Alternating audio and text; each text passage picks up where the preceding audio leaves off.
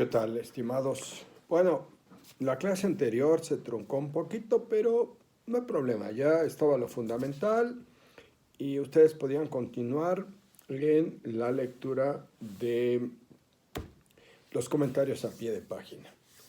Estamos en nuestra clase o sesión de la lectura guiada de la Biblia.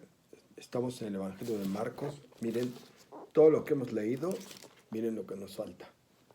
Bendito sea Dios. Aquí vamos, felices, contentos, caminando. Hoy en la clase o sesión de esta lectura guiada de la Biblia, leyendo el Evangelio de Marcos, estamos en la número 515. Y vamos a leer capítulo 7 y capítulo 8. Madre de Dios, Virgen pura, hija predilecta del Padre, Madre de nuestro Señor Jesucristo, Madre de la Iglesia, Madre nuestra, Esposa del Espíritu Santo, ruega por nosotros para que por los méritos de tu Hijo Jesucristo custodiemos su palabra divina en nuestro corazón. Amén. Capítulo 7. Se reunieron junto a él los fariseos y algunos letrados venidos de Jerusalén. Vieron que algunos de sus discípulos comían con manos impuras, es decir, sin lavárselas, porque los fariseos y los judíos en general no comen y sin antes lavarse cuidadosamente las manos, observando la tradición de sus mayores. Y si vuelven del mercado no comen ni si no se lavan totalmente y observan otras muchas reglas tradicionales, como el lavado de copas, jarras y ollas y mesas.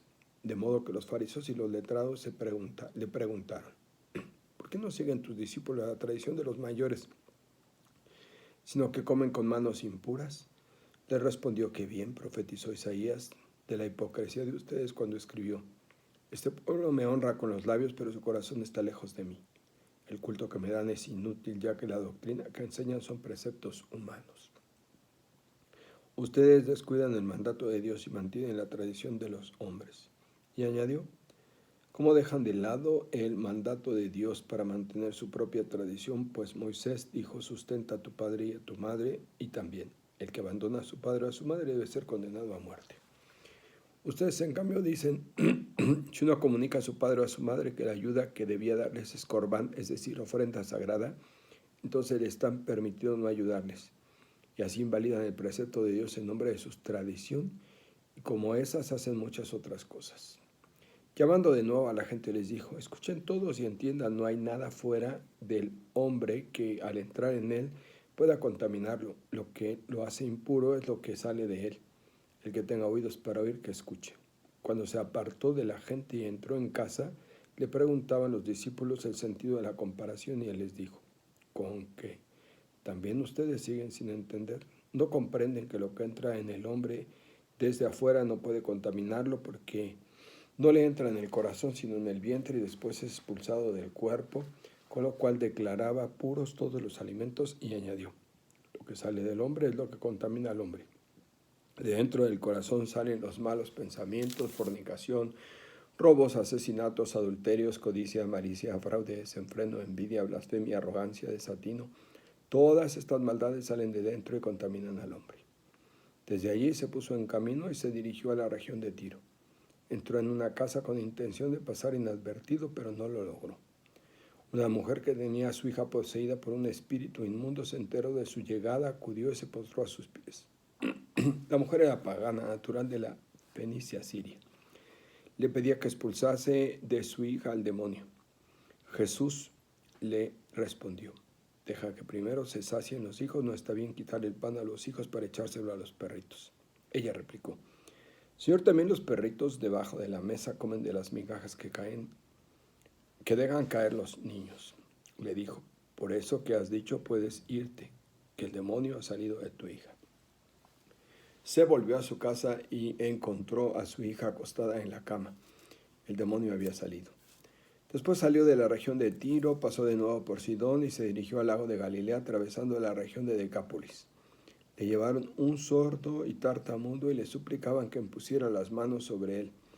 Lo tomó, lo apartó de la gente y a solas le metió los dedos en los oídos.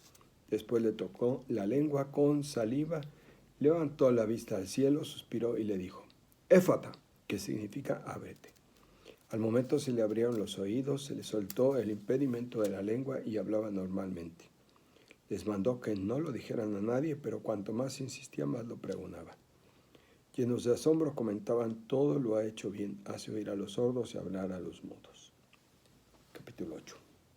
En aquellos días se reunió otra vez mucha gente y no tenían que comer. Llamó a los discípulos y les dijo: me compadezco de esta gente, ya llevan 3 días junto a mí, no tienen que comer. Si los despido a casa en ayunas, desfallecerán por el camino y algunos han venido de lejos. Le contestaron los discípulos: ¿de dónde sacaremos panes para alimentarlos aquí en despoblado? Les preguntó: ¿cuántos panes tienen? Respondieron: 7. Ordenó a la gente que se recostara en el suelo, tomó los 7 panes, dio gracias, los partió y se los dio a sus discípulos para que los sirvieran. Ellos los sirvieron a la gente, tenían también unos cuantos pescaditos. Los bendijo y mandó que los sirvieran. Comieron hasta quedar satisfechos y recogieron las sobras en 7 canastas. Eran unos 4,000. Los despidió y enseguida embarcó con los discípulos y se dirigió al territorio de Dalmanuta. Salieron los fariseos y se pusieron a discutir con él, pidiéndole para ponerlo a prueba una señal del cielo. Él suspiró profundamente y dijo: ¿para qué pide una señal esta generación? Les aseguro que a esta generación no se le dará ninguna señal. Dejándolos, embarcó de nuevo y pasó a la otra orilla. Los discípulos se habían olvidado de llevar pan y no tenían en la barca más que uno. Él les daba una recomendación: estén atentos, cuídense de la levadura de los fariseos y de la de Herodes. Ellos discutían por qué no tenían pan. Dándose cuenta, Jesús les dijo: ¿por qué discuten que no tienen pan? ¿Todavía no entienden ni comprenden? ¿Tienen acaso la mente cerrada? ¿Tienen ojos y no ven? ¿Tienen oídos y no oyen? ¿No se acuerdan cuando repartí los 5,000 panes entre los 5,000? Los 5 panes entre los 5,000. ¿Cuántas canastas llenas de sobra recogieron? Le contestaron: 12. ¿Y cuando repartí los 7 pescados entre 4,000, cuántos canastos de sobras recogieron? Le respondieron: 7. Entonces les dijo: ¿todavía no comprenden? Cuando llegaron a Betsaida, le llevaron un ciego y le pidieron que lo tocase. Tomando al ciego de la mano, lo sacó afuera del pueblo. Luego de ponerle saliva en los ojos, le impuso las manos y le preguntó: ¿ves algo? Y mientras recobraba la vista, dijo: veo hombres, los veo como árboles, pero caminando. De nuevo le impuso las manos a los ojos, el ciego afinó la mirada, fue sanado y distinguía todo con claridad. Jesús lo envió a casa y le dijo: ni se te ocurra entrar en el pueblo. Jesús emprendió el viaje con sus discípulos hacia los pueblos de Cesarea de Felipe. Por el camino preguntó a los discípulos: ¿quién dice la gente que soy yo? Le respondieron: unos que Juan el Bautista, otros que Elías, otros que uno de los profetas. Y les preguntó a ellos: ¿y ustedes quién dicen que soy yo? Respondió Pedro: tú eres el Mesías. Perdón, algo me pica en el ojo. Entonces les ordenó que a nadie hablaran de esto. Y empezó a explicarles que el Hijo del Hombre tenía que padecer mucho, ser rechazado por los ancianos, los sumos sacerdotes y los letrados, sufrir la muerte y después de 3 días resucitar. Les hablaba con franqueza, pero Pedro se lo llevó aparte y se puso en reprenderlo. Mas él se volvió y viendo a los discípulos reprendió a Pedro: aléjate de mi vista, Satanás. Tus pensamientos son los de los hombres, no los de Dios. Y llamando a la gente con los discípulos les dijo: el que quiera seguirme, niégase a sí mismo, cargue con su cruz y me siga. El que quiera salvar su vida la perderá. Quien la pierda por mí y por la buena noticia la salvará. ¿De qué le vale al hombre ganar todo el mundo si pierde su vida? ¿Qué precio pagará el hombre por ella? Si uno se avergüenza de mí y de mis palabras ante esta generación adúltera y pecadora, el Hijo del Hombre se avergonzará de él cuando venga con la gloria de su Padre y acompañado de sus santos ángeles. Palabra de Dios. Bien, vamos pues a las notas de pie de página. Capítulo 7, versículos 1 al 23, sobre la tradición, sobre la verdadera pureza. Jesús no pretende ignorar las tradiciones de su pueblo, solo busca combatir el concepto legalista de pureza que discrimina y excluye a los enfermos, los pobres, las mujeres y los paganos. Los discípulos no cumplen las normas de pureza porque ya habían comenzado a liberarse de leyes que esclavizan y no están al servicio de la vida. Capítulo 2, versículos 18, 23 siguientes. Jesús responde a la crítica de los letrados y fariseos acudiendo en primer lugar a las Escrituras, versículos 6 al 8. donde la tradición profética condena la hipocresía del culto sin justicia y de creyentes de la palabra sin coherencias de vida. Isaías 1, 10 al 18, 29, 13, 58, 1 al 12, Jeremías 7, 1 al 28, Amós 5, 28 al 25, Zacarías 7. En segundo lugar, Jesús se basa en hechos de la vida cotidiana, versículos 9 al 13, para desenmascarar las artimañas de quienes controlan la ley para manipular la palabra de Dios. Por ejemplo, con la práctica del Corbán, ofrenda, don, que consistía en que si un hijo declaraba que una propiedad o cierta cantidad de dinero estaba destinada a Dios, quedaba exento del mandamiento que obligaba el cuidado de sus padres. A Dios no le agradan las ofrendas que son fruto de la injusticia. Volviendo al tema de la pureza, si Dios todo lo creó puro, nada de lo que hay en la creación es impuro. Jesús declara que son el corazón y las acciones del ser humano lo que hace que algo sea bueno o malo a los ojos de Dios. Lo que purifica a una persona es el amor, la solidaridad, la justicia, la misericordia, la entrega a los demás. Capítulo 7, versículos 24 al 30. La fe de una mujer cananea. A Marcos, que evangeliza en medio de paganos, le interesa subrayar la actividad de Jesús entre los no judíos.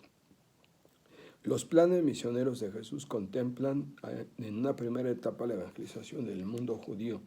Sin embargo, una mujer pagana por su religión y sirio-fenicia por su nacionalidad, y aquí no lo dice, pero otros evangelios dicen cananea, que para ellos era algo terrible,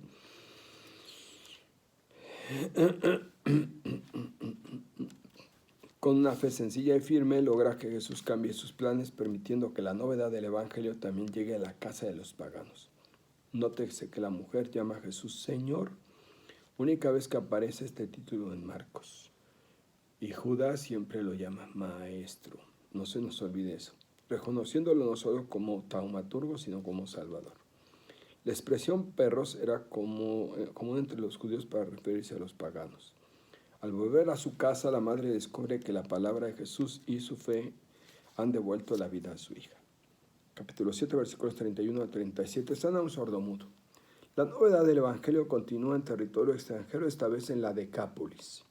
El sordomudo simboliza la actitud cerrada del mundo pagano frente al proyecto de Dios, sordo para escucharlo y tartamudo para proclamarlo. La sanación del sordomudo ratifica la actitud de los paganos que poco a poco abren sus oídos a la palabra de Dios. Por cierto, el pasaje del Evangelio de hoy, Éfeta, ábrete a la experiencia de Dios. Tradición de repetir, copiar, imitar, y no es malo, pero toda tradición debe ser explicada, actualizada y adaptada, o solo es copiada, imitada o repetida. Capítulo 8, ya. Seguimos la próxima semana.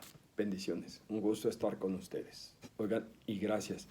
Se saturó mi teléfono y ya por eso en la clase o lectura guía de la Biblia no se pudo completar lo que era parte de la lectura de las notas a pie de página, pero ustedes lo pueden hacer maravillosamente bien. Un gustazo estar con ustedes. Dios los bendiga.